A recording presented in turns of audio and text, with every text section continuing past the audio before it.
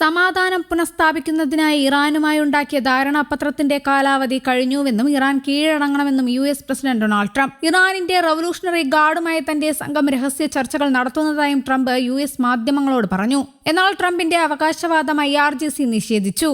ധാരണാപത്രം അവസാനിച്ചതിനു ശേഷം യുഎസുമായുള്ള സംഘർഷത്തിൽ കൂടുതൽ ആക്രമണാത്മക തന്ത്രം സ്വീകരിക്കാൻ സാധ്യതയുണ്ടെന്നും ഇറാനിയൻ ഉദ്യോഗസ്ഥർ സൂചിപ്പിച്ചു. അമേരിക്കയും ഇറാനും തമ്മിലുള്ള ധാരണാപത്ര പ്രകാരം നിശ്ചയിച്ചിരുന്ന 60 ദിവസത്തെ ചർച്ചാ സമയം അമേരിക്ക നീട്ടില്ലെന്ന് ട്രംപ് മാധ്യമങ്ങളെ അറിയിക്കുകയായിരുന്നു. ശരി, അവർക്കൊരു കരാർ ഉണ്ടാക്കണം, എന്നാൽ എനിക്ക് അനിവാര്യമാണെന്ന് തോന്നുന്ന തരത്തിലുള്ള ഒരു കരാറല്ല അവർ ഉണ്ടാക്കാൻ പോകുന്നത് എന്ന് പ്രസിഡന്റ് ട്രംപ് തിങ്കളാഴ്ച ഓവൽ ഓഫീസിൽ മാധ്യമ പ്രവർത്തകരോട് പറഞ്ഞു.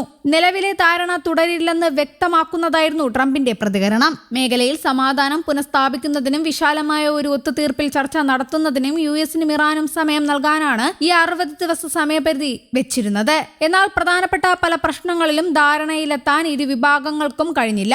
ഇറാൻ ആണവായുധം വികസിപ്പിക്കുന്നത് തടയുന്ന ഒരു ഒത്തുതീർപ്പാണ് ട്രംപ് ആവശ്യപ്പെട്ടത്. എന്നാൽ ഇതിന് ഇറാൻ തയ്യാറായില്ല. തുടക്കം മുതൽ തന്നെ US ധാരണ ലംഘിച്ചതിനാൽ സമയപരിധിക്ക് വലിയ അർത്ഥമില്ലെന്ന് ഇറാൻ വിദേശകാര്യ മന്ത്രാലയ വക്താവ് ഇസ്മായിൽ ബക്കായി പറഞ്ഞു. ഞങ്ങൾ ഇതുവരെ ചർച്ചകളൊന്നും ആരംഭിച്ചിട്ടില്ല. അമേരിക്ക തുടക്കം മുതൽ തന്നെ ധാരണ ലംഘിച്ചു. അതുകൊണ്ട് തന്നെ 60 ദിവസത്തെ പ്രശ്നം അപ്രസക്തമാണ് എന്നും ബക്കായി പറഞ്ഞു. വ്യവസ്ഥകൾ ഇറാൻ അംഗീകരിച്ചിട്ടില്ലെന്ന് ട്രംപ് പറയുമ്പോൾ അമേരിക്ക ധാരണ മാനിക്കുന്നതിൽ പരാജയപ്പെട്ടുവെന്ന് ഇറാൻ ചൂണ്ടിക്കാട്ടുന്നു. ചർച്ചകൾ സ്തംഭിച്ചതോടെ പൂർണ്ണമായും ആക്രമണാത്മക നിലപാടിലേക്ക് മാറുമെന്ന സൂചന ഇറാൻ നൽകുന്നു.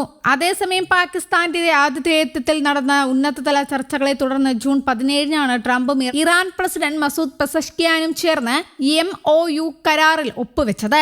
ആയിരക്കണക്കിന് ആളുകളുടെ ജീവഹാനി, പശ്ചിമേഷ്യൻ മേഖലയിലെ ഇന്ധനച്ചരക്ക് ഗതാഗത സ്തംഭനം ഒഴിവാക്കുക തുടങ്ങിയ ലക്ഷ്യങ്ങളോടെയാണ് കരാർ മുന്നോട്ട് വെച്ചത്. ഇറാന്റെ ആണവ പദ്ധതി പോലുള്ള സങ്കീർണമായ വിഷയങ്ങൾ പിന്നീട് ചർച്ച ചെയ്യാൻ മാറ്റിവെച്ച് ഇറാനിലെയും ലബനോനിലെയും യുദ്ധം അവസാനിപ്പിക്കുന്നതിനായിരുന്നു കരാർ ഊന്നൽ നൽകിയത്. ചർച്ചകൾക്കായി 60 ദിവസത്തെ വെടിനിർത്തലും കരാറിൽ പ്രഖ്യാപിച്ചിരുന്നു. ഇറാന് മേലുള്ള US നാവിക ഉപരോധം അവസാനിപ്പിക്കുക, ഇറാന് കുറഞ്ഞത് $300 ബില്യൺ പുനർനിർമ്മാണ വികസന പാക്കേജ്, ഇറാനിയൻ എണ്ണ കയറ്റുമതിക്ക് ഉപരോധം പിൻവലിക്കുക, ഇറാന്റെ തടഞ്ഞുവെച്ച ഫണ്ടുകൾ അനുവദിക്കുക, ഹൊർമൂസ് കടലിടുക്കിലെ മൈനുകൾ ഇറാൻ നീക്കം ചെയ്യുക, ഹൊർമൂസിൽ 60 ദിവസത്തേക്ക് ചാർജുകളൊന്നുമില്ലാതെ കപ്പലുകൾ കടന്നു പോകാൻ അനുവദിക്കുക തുടങ്ങിയവയായിരുന്നു ധാരണാപത്രത്തിലെ ഉപാധികൾ. തുടർന്ന് സാങ്കേതിക ചർച്ചകൾ ആരംഭിച്ചെങ്കിലും അഭിപ്രായ വ്യത്യാസം ഉടലെടുക്കുകയും കരാർ ലംഘനം ആരോപിച്ച് ഇരു വിഭാഗവും ആക്രമണം തുടരുകയുമായിരുന്നു. അതേസമയം US ഇറാൻ ചർച്ചകളിൽ ഇടപെടുകയോ തടസ്സം നിൽക്കുകയോ ചെയ്താൽ ഒമാനെതിരെ കടുത്ത സൈനിക നടപടി ഉണ്ടാകുമെന്ന് അമേരിക്കൻ പ്രസിഡന്റ് ട്രംപിന്റെ പരസ്യ ഭീഷണി.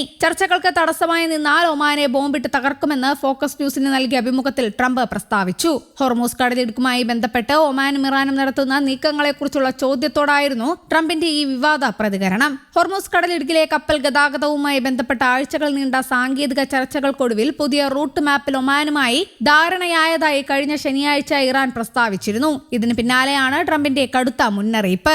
ദീർഘകാലമായി അമേരിക്കയ്ക്കും ഇറാനുമിടയിലെ മധ്യവർത്തിയായി നയതന്ത്ര നീക്കങ്ങൾ നടത്തിയിരുന്ന ഒമാനെതിരെ ഇത് 2ാം തവണയാണ് ട്രംപ് പരസ്യ ഭീഷണി മുഴക്കുന്നത്. News desk, Kerala Kaumudi.